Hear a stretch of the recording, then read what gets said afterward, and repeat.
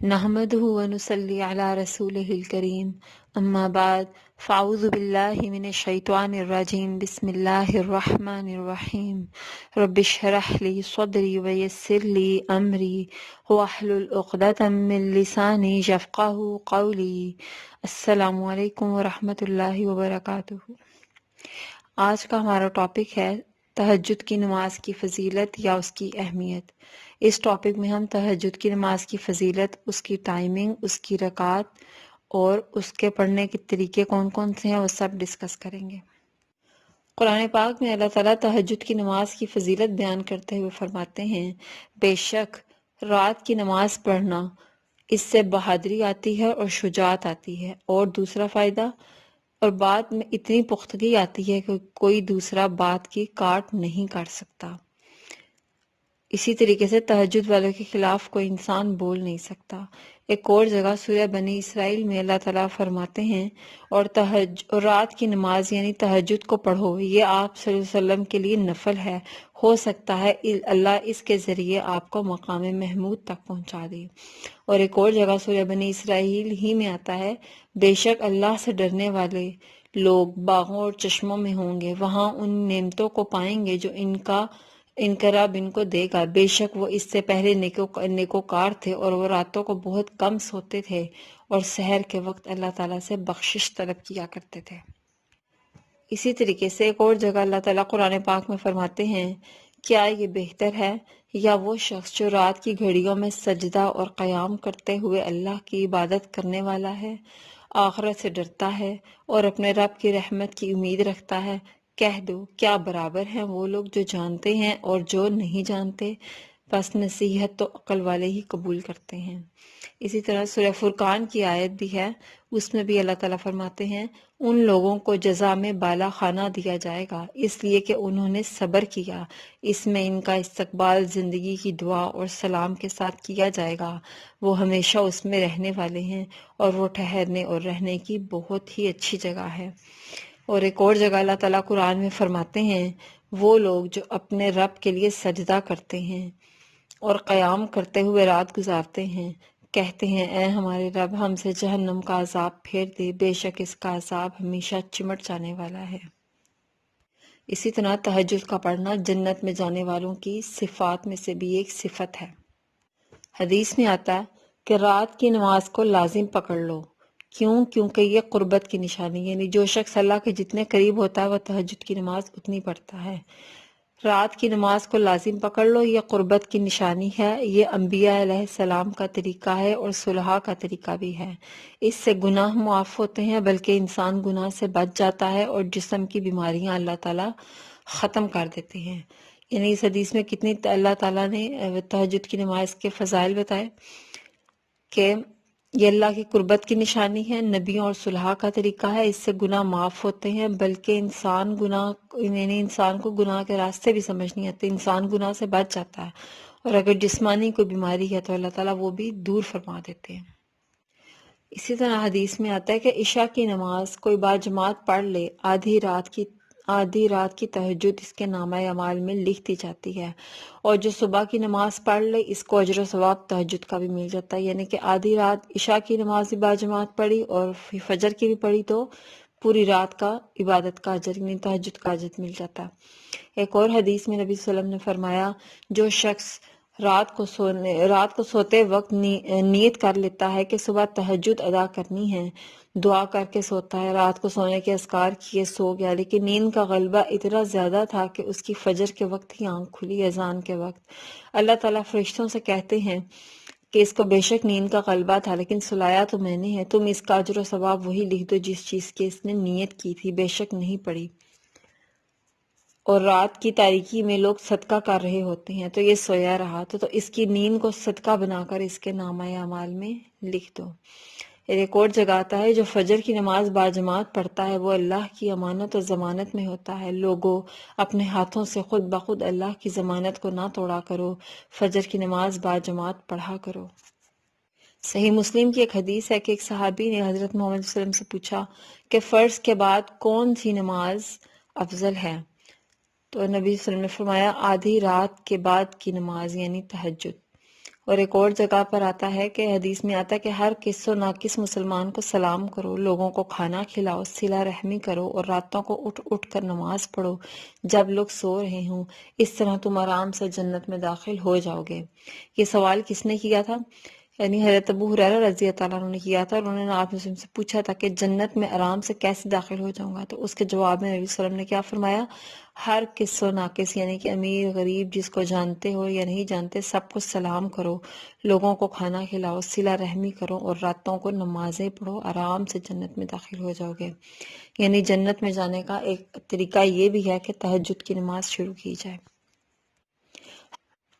ایک حدیث میں آتا ہے کہ حضرت معاذ بن جبل رضی اللہ عنہ فرماتے ہیں کہ میں ایک سفر میں نبی صلی اللہ علیہ وآلہ وسلم کے ساتھ تھا۔ ایک دن صبح کے وقت میں آپ وسلم کے قریب ہوا، ہم سب چل رہے تھے۔ میں نے کہا اے اللہ کے رسول صلی اللہ علیہ وآلہ وسلم، مجھے کوئی ایسا عمل بتائیں جو مجھے جنت میں لے جائے اور مجھے آگ سے دور رکھے۔ آپ صلی اللہ علیہ وآلہ وسلم نے فرمایا تم نے ایک بڑی بات پوچھی ہے، اور بے شک یہ عمل اس شخص کے لیے آسان ہے جس کے لیے اللہ آسان کر دے۔ تم اللہ کی عبادت کرو اور اس کے ساتھ کسی کو شریک نہ ٹھہراؤ، اور تم نماز قائم کرو، زکوٰۃ ادا کرو اور رمضان کے روزے رکھو اور بیت اللہ کا حج کرو۔ پھر آپ صلی اللہ علیہ وآلہ وسلم نے فرمایا کیا میں خیر کے دروازوں کی طرف تمہاری رہنمائی نہ کر دوں؟ روزہ ڈھال ہے، صدقہ آگ کو ایسے بجھاتا ہے جیسے پانی آگ کو بجھا دیتی ہے۔ آدھی رات کے وقت آدمی کا نماز پڑھنا۔ پھر آپ صلی اللہ علیہ وسلم نے یہ آیت پڑھی تتجافی والی آیات جو ہیں ان کے پہلو بستروں سے الگ رہتے ہیں اور وہ اپنے رب کو خوف اور امید کے ساتھ پکارتے ہیں۔ ایک اور حدیث میں آتا ہے کہ نبی صلی اللہ علیہ وآلہ وسلم نے فرمایا حضرت جبرائیل میرے پاس آئے اور فرمایا اے محمد صلی اللہ علیہ وآلہ وسلم، جیسی چاہیں زندگی گزاریں، بالآخر تو مرنا ہی ہے۔ جس کو چاہیں اپنا محبوب بنا لیں، بالآخر جدا تو ہونا ہی ہے۔ جیسے چاہیں عمل کریں، بالآخر اس کا بدلہ تو ملنا ہی ہے۔ اور جان لیں کہ مومن کا شرف قیام اللیل میں ہے اور اس کی عزت لوگوں سے بے پرواہ ہو جانے میں ہے۔ یعنی جو مومن کا جو شرف ہے، یعنی جو شخص چاہتا ہے کہ اس کی اس شرف اور قدر میں اور عزت میں اضافہ ہو، قیام اللیل یعنی تہجد کی نماز پڑھے اور لوگوں کے پاس جو کچھ بھی ہے اس سے بے نیاز ہو جائے۔ حضرت ابن عباس رضی اللہ تعالیٰ عنہ فرماتے ہیں کہ رسول اللہ صلی اللہ علیہ وآلہ وسلم نے فرمایا میری امت کے اشراف قرآن کے حافظ ہیں اور رات کو نماز پڑھنے والے ہیں۔ یعنی قرآن تو حفظ کر لیا، بے شک اشراف والے ہیں، لیکن اس کے ساتھ قرآن پڑھنا بھی ہے۔ کب پڑھنا ہے؟ رات کو نماز میں، یعنی تہجد میں۔ ایک اور حدیث میں آتا ہے کہ قابل رشک ہے وہ انسان جو قرآن پڑھتا ہے، رات کو قیام کرتا ہے۔ اس کے پہلو میں ایک اور شخص ہوتا ہے جو قرآن نہیں جانتا، وہ قیام کرنے والے اور جو اللہ نے اس کو قرآن سکھایا ہے اس پر رشک کرتا ہے اور کہتا ہے اگر مجھے بھی ایسا علم اللہ تعالیٰ دے تو میں بھی اس کی طرح قیام کروں۔ اب تہجد پڑھنے والے کا مقام کیا ہے اللہ کا نزدیک؟ ایک اور حدیث میں آتا ہے کہ حضرت عبداللہ بن عمر، ان کو ایک خواب آیا۔ خواب میں انہوں نے کیا دیکھا کہ دو فرشتے آ کے ان کو پکڑا، فرشتوں نے ان کو آ کے پکڑا اور وہ چل دیے۔ آگے تندور تھا، اس میں سے آگ نکل رہی تھی۔ میں ڈر گیا۔ ایک فرشتہ آیا اور کہنے لگا ڈرنے کی بات نہیں، ڈرنے کی بات نہیں۔ مجھے تسلی ہو گئی۔ صبح اٹھے تو نماز پڑھی، یعنی فجر کے وقت مسجد میں گئے، نماز پڑھی۔ سب نے اپنے اپنے خواب بتائے، ان کو ٹائم نہیں ملا۔ پھر وہ اپنی بہن یعنی حفصہ رضی اللہ تعالیٰ عنہ جو نبی صلی اللہ علیہ وسلم کی اہلیہ تھیں، ان کے گھر گئے اور وہاں پہ جا کے اپنا خواب بتایا۔ اتنے میں رسول اللہ صلی اللہ علیہ وآلہ وسلم بھی آ گئے، انہوں نے بھی خواب سنا اور انہوں نے ان کی اس خواب کی تعبیر بتائی اور کہا عبداللہ بہت اچھا انسان ہے اگر رات کی نماز کی پابندی کرے۔ اس کے بعد ان کے غلام تھے نافع رضی اللہ تعالیٰ عنہ، وہ فرماتے ہیں کہ 86 سال تک حضرت عبداللہ بن عمر زندہ رہے، میں نے نہیں دیکھا کہ اس کے بعد کبھی آپ نے تہجد کی نماز پڑھے بغیر آپ سوئے ہوں۔ نیند کا غلبہ ہوتا تو پانی کا پیالہ اپنے پاس رکھتے، جب بھی اونگ آتی تو چہرے کو بھگو لیتے۔ ابھی چند دن گزرے، پھر خواب آئی، پھر اللہ کے رسول صلی اللہ علیہ وسلم کو بتایا کہ میں جنت میں چلا گیا، ایک ریشم کے کپڑے میں بیٹھ گیا، میں بیٹھے بیٹھے جہاں بھی نظر کرتا وہ ریشم کا ٹکڑا مجھے اڑا کے جنت میں اس طرف کو لے جاتا، بائیں دیکھتا تو بائیں، دائیں دیکھتا تو دائیں مجھے اڑا کر لے جاتا۔ اب تہجد کی نماز کا وقت کون سا ہے؟ اس کی نماز کا وقت عشاء سے لے کر فجر تک ہے۔ نبی صلی اللہ علیہ وسلم نے تہجد رات کے شروع میں بھی پڑھی، درمیان میں بھی پڑھی اور آخر میں بھی پڑھی۔ حدیث میں آتا ہے کہ رات کے جس حصے میں چاہو نبی صلی اللہ علیہ وسلم کو نماز پڑھتے دیکھ سکتے ہو، اور جس حصے میں چاہو سوئے ہوئے دیکھ سکتے ہو۔ نبی صلی اللہ علیہ وسلم کی یعنی تہجد کی نماز کا وقت کوئی مقرر نہیں تھا، جس وقت وہ چاہتے پڑھ لیتے۔ ایک اور حدیث میں آتا ہے کہ آپ صلی اللہ علیہ وسلم نماز اس وقت پڑھتے تھے، یعنی تہجد کی نماز، جس وقت مرغ کی آواز سنتے تھے، اور مرغ کب؟ یعنی کہ 1/3 رات کے بعد مرغ بولتا ہے، فجر سے کچھ پہلے۔ ایک اور حدیث میں آتا ہے جب رات کا 1/3 یعنی تہائی حصہ رہ جاتا ہے تو اللہ تعالیٰ پہلے آسمان کے برابر اوپر اتر آتے ہیں اور آواز لگاتے ہیں، کوئی ہے دعا کرنے والا، میں اس کی دعا قبول کروں گا، کوئی ہے سوال کرنے والا، میں اس کا سوال پورا کروں، کوئی ہے جو بخشش چاہتا ہے، میں اس کی بخشش کروں۔ ایک اور حدیث میں آتا ہے کہ رات کے آخری حصے میں بندہ اپنے رب کے سب سے زیادہ قریب ہوتا ہے۔ ایک اور حدیث میں آتا ہے کہ اللہ تعالیٰ کو سب سے زیادہ محبوب نماز داود علیہ السلام کی نماز تھی۔ وہ رات کو سوتے اور 1/3 رات نماز پڑھتے اور رات کا 6واں حصہ پھر سوتے، یعنی پہلے عشاء پڑھ کے سوتے، پھر اس کے بعد اٹھ کے تہجد پڑھتے، پھر رات کا کچھ حصہ فجر سے پہلے رہ جاتا تو اس میں پھر وہ سویا کرتے تھے۔ بخاری اور مسلم کی ایک روایت ہے کہ نبی صلی اللہ علیہ وسلم نے فرمایا رمضان یا اس کے علاوہ آپ صلی اللہ علیہ وسلم 11 رکعت سے زیادہ نماز نہیں پڑھتے تھے، یعنی کہ نماز کی رکعت کتنی ہے؟ 8 رکعت ہیں مسنون، ویسے تو کوئی تعداد مقرر نہیں ہے، ہم جتنی مرضی پڑھ سکتے ہیں، اور 3 وتر پڑھتے تھے تو ٹوٹل یہ 11 ہو گئے۔ لیکن پڑھتے کیسے تھے؟ 2 رکعت کی نفل کی نیت باندھی، پھر سلام پھیرا، پھر 2 رکعت، پھر 2 رکعت، پھر 2 رکعت، ایسے کرتے کرتے 8 رکعت پڑھی، پھر اس کے بعد وتر ادا کی گئے۔ اور یہ ہم تہجد کی نماز 2 نوافل سے لے کر جہاں تک چاہیں، ہماری جتنی طاقت ہے ہم پڑھ سکتے ہیں، لیکن نبی صلی اللہ علیہ وسلم زیادہ تر 8 رکعت ہی پڑھا کرتے تھے۔ ایک اور حدیث میں آتا ہے کہ نبی صلی اللہ علیہ وآلہ وسلم رات کو اٹھتے تو سورہ آل عمران کی آخری 10 آیات کو آسمان کی طرف دیکھ کر پڑھتے اور وضو کرتے، پھر نماز قائم کرتے اور نماز 2 کر کے 8 رکعت ادا کرتے اور لمبے قیام اور لمبے سجود، یعنی کہ نبی صلی اللہ علیہ وسلم کبھی قیام اتنا لمبا کرتے کہ قیام کے برابر ہی رکوع کرتے تھے اور اسی برابر ہی سجدہ، یعنی کہ لمبی لمبی صورتیں پڑھا کرتے تھے۔ ایک اور حدیث میں آتا ہے کہ یہ بات ہر انسان کی طاقت کی طرف لوٹتی ہے، یعنی کیا چیز لوٹتی ہے کہ کتنی نماز پڑھی جائے۔ بعض لوگ کہتے ہیں کہ اس کی تعداد جس طرح فجر، ظہر، عصر، مغرب، عشاء کی فکس ہے، اس کی فکس نہیں ہے، اس پہ انسان اپنی طاقت کے حساب سے پڑھ سکتا ہے، لیکن نبی صلی اللہ علیہ وسلم زیادہ تر 11 رکعت ہی ادا کرتے تھے، 8 تہجد کی اور 3 وتر۔